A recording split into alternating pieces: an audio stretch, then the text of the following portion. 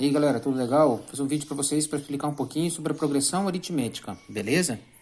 Então a progressão aritmética é uma sequência de números reais, né, onde a cada termo a partir do segundo é igual à soma de um anterior com uma constante que a gente chama de razão. Então a gente tem que ter o primeiro termo. O primeiro termo sempre ele é definido, tá? Então a gente chama ele de A1.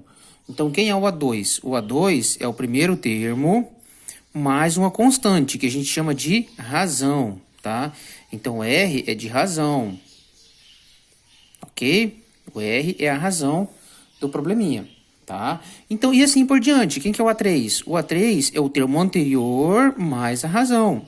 E assim por diante, né? Então, você tem uma sequência A1, A2, A3, A4, A5 e assim por diante, até um termo qualquer lá que a gente chama de AN, tá? Então, isso aí é uma sequência. A sequência é o quê?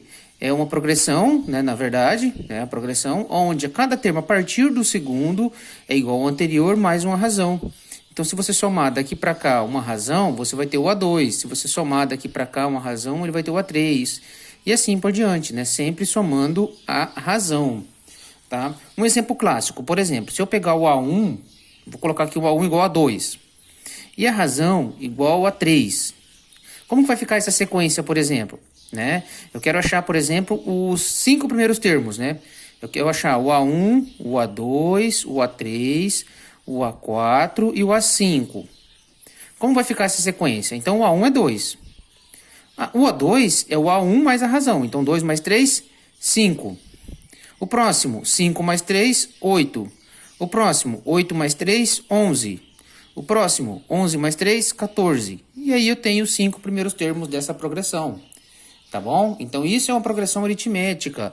Por que chama aritmética? Porque você vai somando a razão, tá? Então, a gente tem, além disso, a gente tem 3 tipos de PA, né? A PA, ela é dividida em 3 tipos, tá? Ela é crescente, ela pode ser decrescente e ela pode ser constante, tá bom? Então, quando que ela é crescente? Quando a razão for um número maior do que 0, tá? Decrescente é quando a razão é menor do que 0. E a constante é quando a razão é igual a 0, tá? Então, você tem vários tipos de progressão aritmética, beleza?